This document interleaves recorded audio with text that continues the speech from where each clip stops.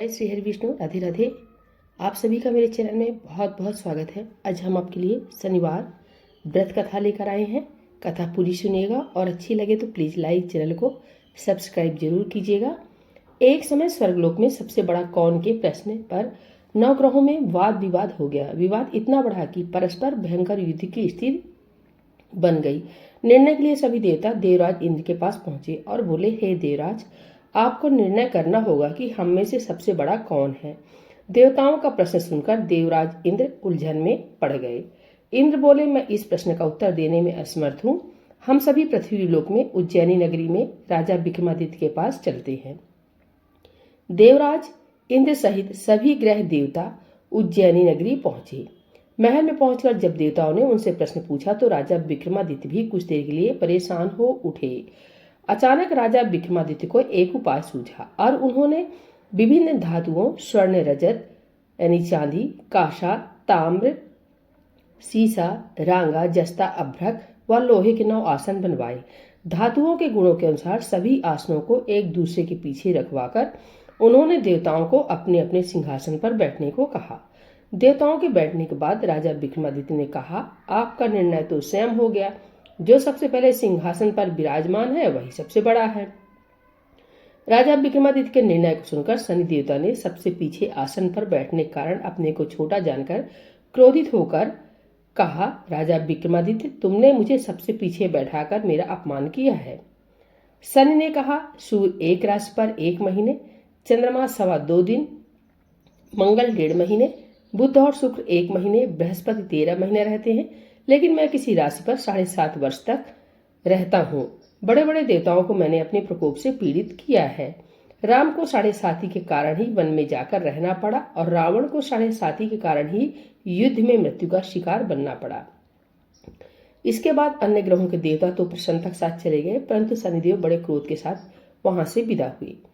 राजा विक्रमादित्य पहले की तरह ही न्याय करते रहे। उनके राज्य में सभी स्त्री पुरुष बहुत आनंद से जीवन यापन कर रहे थे। कुछ दिन ऐसे ही बीत गया।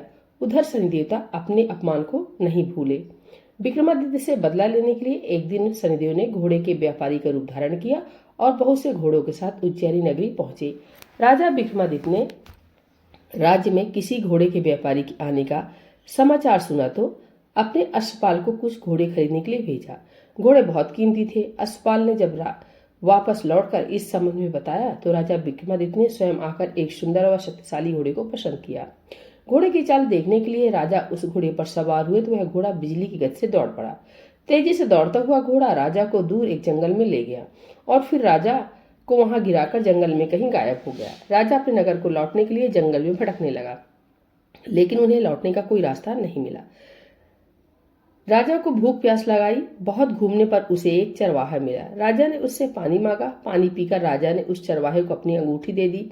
फिर उसे रास्ता पूछकर वह जंगल से निकलकर पास के नगर में पहुंचा। राजा ने एक सेठ की दुकान पर बैठकर कुछ देर आराम किया। उस सेठ ने राजा से बातचीत की तो राजा ने उसे बताया कि मैं उज्जैनी नगरी से आया हूँ। राजा के कुछ देर दुकान पर बैठने से सेठ जी की बहुत बिक्री हुई। सेठ ने राजा को बहुत भाग्यवान समझा और खुश होकर उसे अपने घर भोजन के लिए ले गया। सेठ के घर में सोने का एक हार खूंटी पर लटका हुआ था। राजा को उस कमरे में छोड़कर सेठ कुछ देर के लिए बाहर गया। तभी एक आश्चर्यजनक घटना घटी। राजा के देखते देखते सोने के उस हार को खूंटी निकल गई।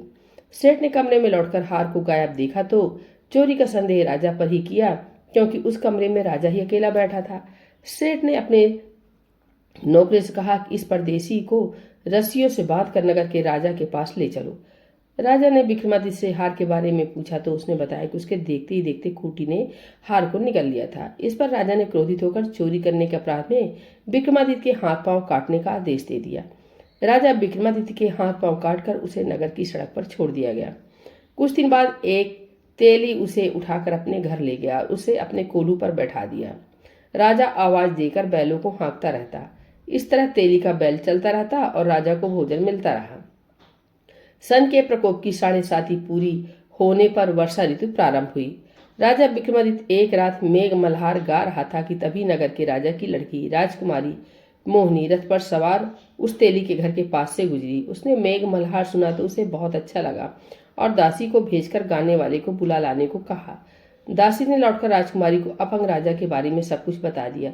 राजकुमारी उसके मेघ मल्हार से बहुत मोहित हुई, अतः उसने सब कुछ जानकर भी अपंग राजा से विवाह करने का निश्चय कर लिया। राजकुमारी ने अपने माता पिता से जब यह बात कही तो वे हैरान रह गए।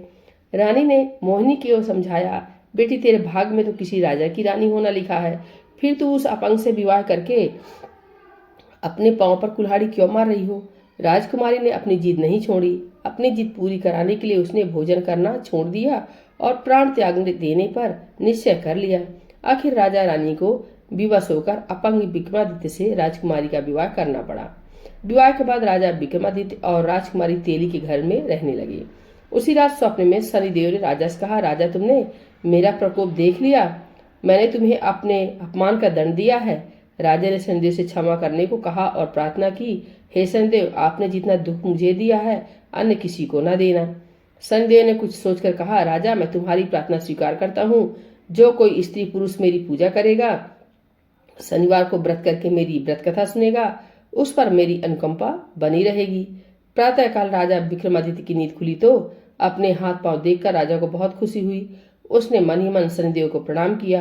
राजकुमारी भी राजा के हाथ पांव सही सलामत देखकर आश्चर्य में डूब गई। तब राजा विक्रमादित्य ने अपना परिचय देते हुए शनिदेव के प्रकोप की सारी कहानी सुनाई। शेर को जब इस बात का पता चला तो दौड़ता हुआ तेली के घर पहुंचा और राजा के चरणों में गिरकर क्षमा मांगने लगा। राजा ने उसे क्षमा कर दिया, क्योंकि यह सब तो शनिदेव के प्रकोप के कारण हुआ था। सेठ राजा को अपने घर ले गया और उसे भोजन कराया। भोजन करते समय वहां एक आश्चर्यजनक घटना घटी। सबके देखते देखते उस खूंटी ने हार उगल दिया। सेठ जी ने अपनी बेटी का विवाह भी राजा के साथ कर दिया और बहुत से स्वर्ण आभूषण, धन आदि देकर राजा को विदा किया। राजा विक्रमादित्य, राजकुमारी मोहिनी और सेठ की बेटी के साथ उज्जैनी पहुंचे तो नगरवासियों ने हर्ष से उनका स्वागत किया। अगले दिन राजा विक्रमादित्य ने पूरे राज्य में घोषणा कराई कि शनिदेव सब देवों में सर्वश्रेष्ठ है। प्रत्येक स्त्री पुरुष शनिवार को उनका व्रत करें और व्रत कथा अवश्य सुने। राजा विक्रमादित्य की घोषणा से शनिदेव बहुत प्रसन्न हुए। शनिवार का व्रत करने और व्रत कथा सुनने के कारण सभी लोगों की मनोकामनाएं शनिदेव की अनुकंपा से पूरी होने लगी। सभी लोग आनंद पूर्वक रहने लगे। बोलिए शनिदेव भगवान की जय, श्री हरि विष्णु की जय, चिरौलनाथ स्वामी की जय।